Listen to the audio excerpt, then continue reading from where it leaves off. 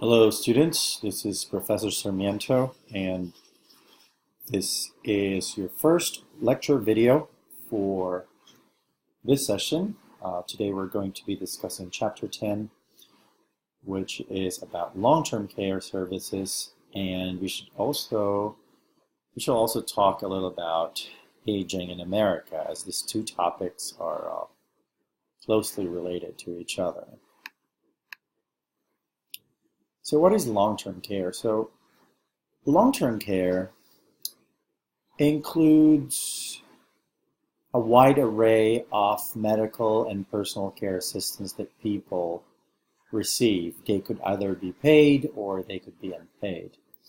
They're also referred to as long-term services and supports. So you will find this two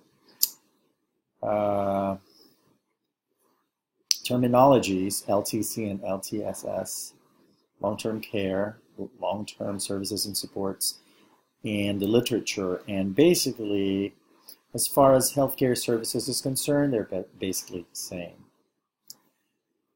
So long-term care may take several weeks, months, or even years.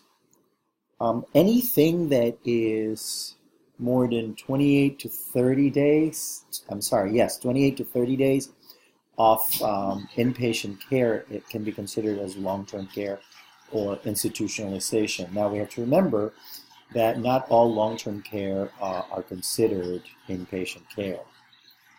So this starts happening, or the need for long-term care starts happening when people start experiencing difficulty completing daily tasks to take care of themselves.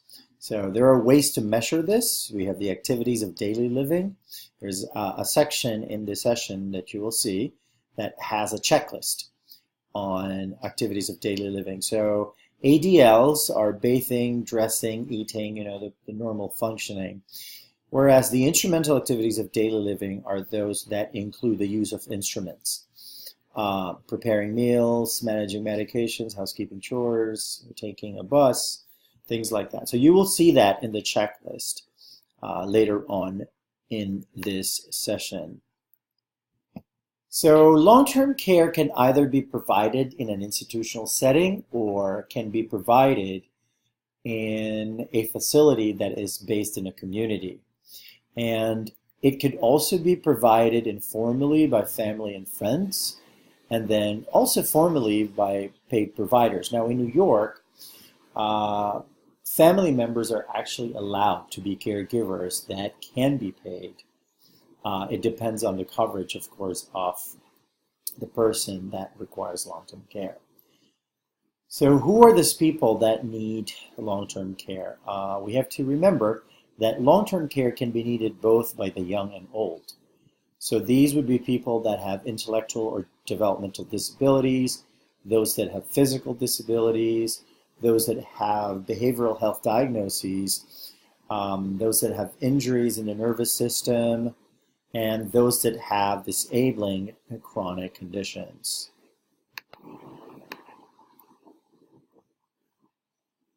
So who are the predominant users of long-term care?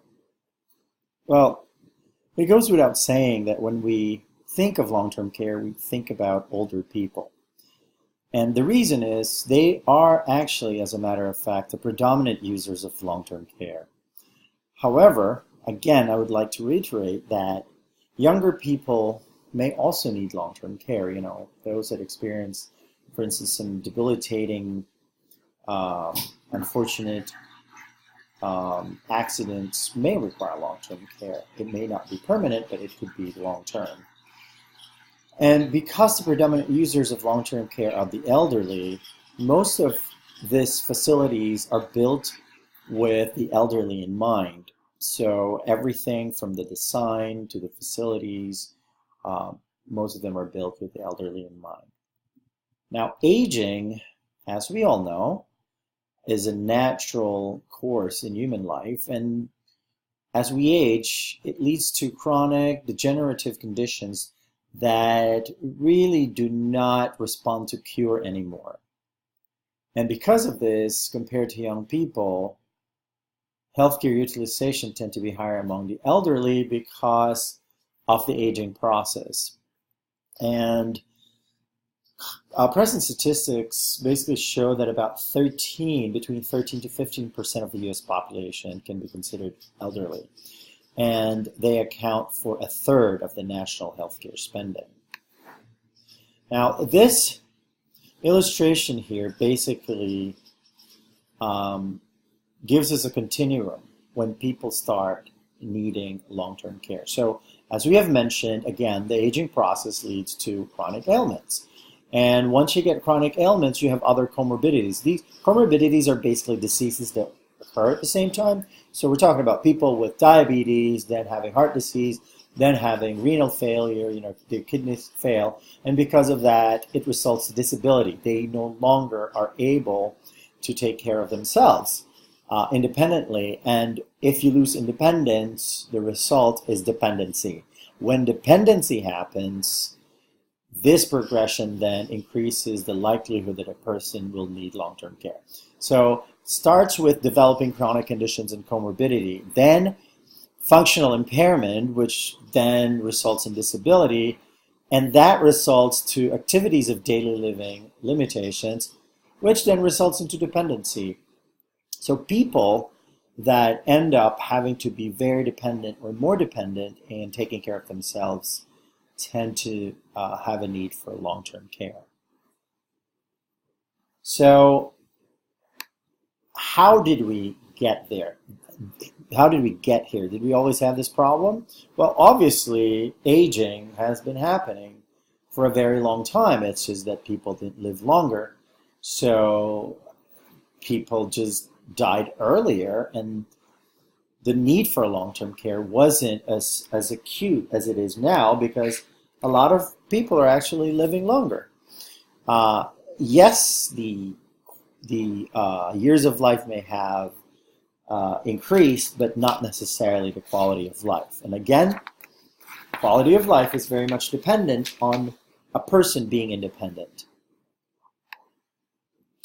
So we expect that there would be a portion of the population with chronic conditions, and it's expected to rise.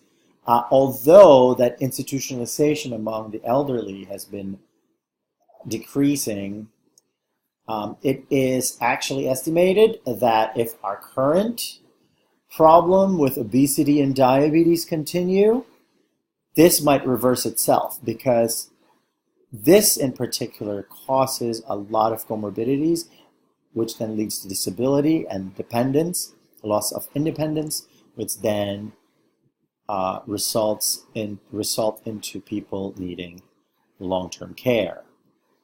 So let's watch this series of videos, but before that, take a look in the following sections of the session, the different checklists, and try to fill it out yourself. The instructions are there, and it's pretty intuitive, and it'll basically give you an idea on how to score, how much independent a person could be.